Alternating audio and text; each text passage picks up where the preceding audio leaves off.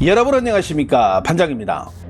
말도 많고 탈도 많았던 낸시 펠로시 미 하원 의장이 대만 및 아시아 순방을 성공적으로 마치며 자신의 존재감을 드러내면서 정치적인 성과를 이뤄냈지만 인도 태평양 지역의 정세는 그로 인해 더욱더 불안해졌습니다. 중국은 펠로시 의장이 대만을 방문하기 전부터 온갖 격한 반응들을 쏟아내며 그녀의 대만 방문을 강력하게 반대했습니다.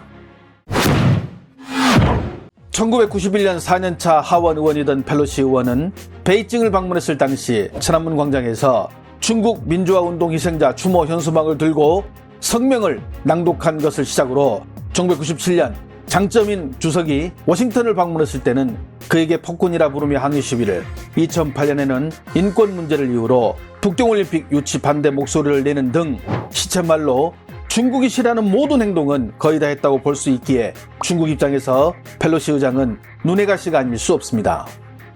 그런 그녀가 중국이 자국의 영토로 여기는 대만을 방문한다고 하니 중국의 수뇌부가 연일 격한 반응을 쏟아낸 것입니다. 하지만 중국의 이러한 역대급 반대에도 불구하고 펠로시 의장은 대만 방문을 순조롭게 마치자 3년임을 앞둔 시진핑 주석의 모양새가 말이 아닐 것입니다. 미국에게 제대로 한 방 맞은 중국은 대신 펠로시 의장이 대만을 떠난 직후부터 72시간 동안 사실상 대만섬 전체를 봉쇄하고 대만 상공을 가로지르는 미사일 11발을 발사하는 등 유례를 찾기 힘든 대대적인 무력 시위로 대만에 화풀이를 하고 있는 상태입니다.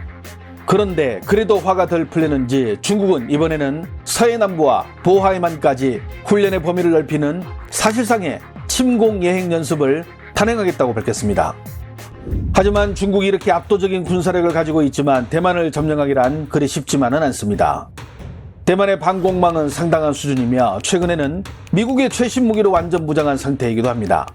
여기에 폭이 100km가 넘는 해협을 건너야 하는 상륙작전은 군사작전 중에서도 가장 어려운 작전으로 인해 대다수 전문가들은 대만을 침몰하지 않는 항공모함으로 부르기도 합니다. 여기에 바이든 대통령은 중국이 대만을 침공하면 미국이 방어하겠다고 공공연하게 밝힌 바 대만의 뒤를 든든하게 봐주는 미국과의 충돌도 피할 수 없습니다. 물론 지금 중국의 군사력은 세계 패권을 두고 미국과 서로 경쟁하는 위치까지 오게 됐지만 그래도 중국 내에서는 미국과의 전면전은 중국에게 유리할 것이 하나도 없으며 심지어 전쟁 참패론까지 나오는 등 현실적인 신중론이 여기저기서 터져나오면서 현실을 직시하자는 의견이 나오고 있기도 합니다. 중국의 군사 전문가 뚜원롱은 병력의 수와 지상 발사 탄도미사일을 제외한 모든 부분에서 미국이 앞서고 있는 것이 사실이며 특히 핵추진 항공모함 11척을 포함해 대규모 전함에서의 규모와 기술, 경험치 등 모든 면에서 미국이 중국을 압도하는 것이 현실적인 전력 차이라 말하기도 했습니다. 결론적으로 대만 해협 위기 시 미중의 군사력을 평가하면 미국은 거의 모든 분야에서 우위를 유지하고 있으며 중국은 그 군사력 격차를 좁혀가고 있다고 볼 수 있습니다. 미국과 전쟁을 하려면 일단 신부터 이기고 오라고 말할 만큼 천조국 미국의 전력은 압도적입니다. 중국에서 가장 유명한 군사평론가인 장자오중 전 중국 해군 소장은 지난 2019년 미국과 중국의 대립이 극에 달할 때 양국의 전력 차이에 대해 다음과 같이 말하기도 했습니다. 要钱，我们是第二大经济体。要技术水平，我们现在全能配套。是不是？全能配套。所以说，再有30年，到2049年，中华人民共和国成立100周年，人民海军建军100周年的时候，我们将来就很厉害了啊！但是再厉害，也不会超过美国。不要去吹这个牛。 就是再有30年，中国仍然距离美国有相当大的差距。 중국의 왕이뉴스는 최근 중국의 전문가들이 미국을 당해내지 못하는 전략적 문제점을 요약한 내용이 온라인에서 나돌고 있다며 관련 내용을 소개하기도 했습니다.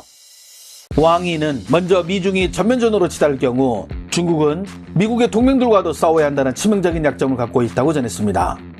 이번 우크라이나 사태를 보더라도 러시아는 홀로 싸우는 반면 미국은 동맹들과 함께 중국에 대항할 것인데 과연 중국을 도울 변변한 동맹국이 있는지 우려되는 부분이라 전했습니다. 특히 관련 부분에 대해서 소우닷컴은 앞에 장자오중 평론가의 말을 전하며 미군의 전투기를 제외하고라도 미국의 동맹국 중 일본과 한국에서 날아오는 전투기들이 더 큰 문제라고 지적한 점을 소개하기도 했는데요. 당장 일본에서 날아올 수 있는 200여 대의 F-15 전투기를 비롯해 한국 공군이 보유하고 있는 180여 대의 F-16과 엔진이 하나 더 탑재되어 있고 더 많은 전투 장비를 실을 수 있고 레이더의 성능도 훨씬 좋은 한국 공군의 F-15 60여 대가량이 즉시 전력감으로 미국의 동맹이라는 명분으로 참전한다면 중국에게는 골칫덩이가 될 수 있다고 전했습니다. 또한 왕위는 바다를 가운데 두고 치러야 하는 전쟁에서 미군은 항모를 위주로 한 해군력에서 질적으로 중국군보다 한 수 위의 전력을 갖추고 있다고 전했는데 이에 대해서 중국 국방대학 방빙 교수 역시 같은 목소리를 내기도 했습니다. 按我们现有的这样一个实力，我们的辽宁舰、我们的山东舰，2艘65000吨的大型航母，包括上面的全部舰载机，包括组成的航母编队，一定可以齐装满员的参战。但即便如此啊，老实讲，这个实力的差距依然很大呀。我们就姑且按照辽宁舰这个标准啊，那么辽宁舰大概24架到26架，山东舰啊就按这个标准，你就算上浮几架也不会太多，所以总数算起来恐怕也就50来架。我们2艘航母的载机量可能大体相当于人家1艘尼米兹级核动力航空母舰的载机量啊，还会更大。为什么？那你这个不能满油满弹起飞，就将直接制约你的作战半径、打击半径和你的载弹量啊。 하지만 이러한 전력의 열세에도 중국이 믿는 구석이 하나 있습니다.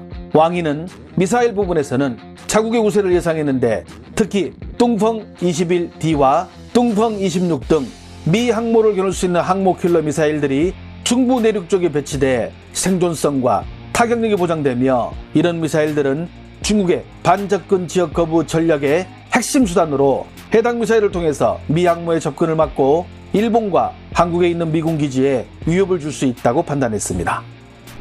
해당 소식을 접한 중국 네티즌들은 어떤 반응을 보일까요? 이런 뉴스를 보니 각종 무기를 비롯 비행기, 핵잠수함 등을 하루빨리 더 많이 만들어야 할 것 같아.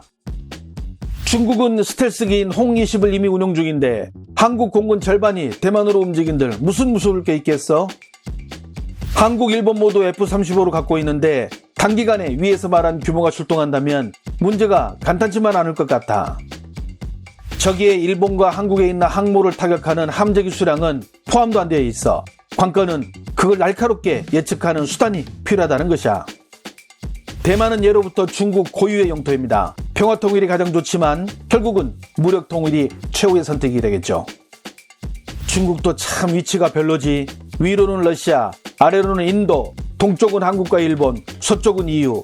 그러니 1대1로 같은 좋은 정책은 반드시 성공해야 해. 상관없어. 만약 미국이 우리를 치면 우리는 일본과 한국, 그리고 인도를 치면 그만이니까. 미국과 차이가 얼마나 나든 일단 우리 뚱펑 계열 미사일이나 먼저 막아보고 말하지. 중국이 비록 미국을 이길 수는 없지만 같이 망할 실력 정도는 있잖아. 그러니 미국도 우리와 전면전을 원치 않는 것이고, 미국은 동맹과 군사기지가 세계 각지에 널려 있어. 반면 중국은 그런 장점이 없으니 이길 수 없지. 미중 간의 전략적 경쟁이 심화되고 대만 해협의 긴장이 고조되면 우리를 둘러싼 외교안보 이슈들은 더 부각될 것입니다. 주한미군의 전략적 유연성, 북핵 문제의 심화, 사드 문제, 반도체를 비롯한 공급망과 같은 경제안보에 있어 중국과의 관계 설정, 군비 경쟁 등 풀어야 할 문제들이 산더미처럼 쌓일 것입니다. 그렇기에 무엇보다도 외교적 역량이 더 필요한 시기가 아닐까요?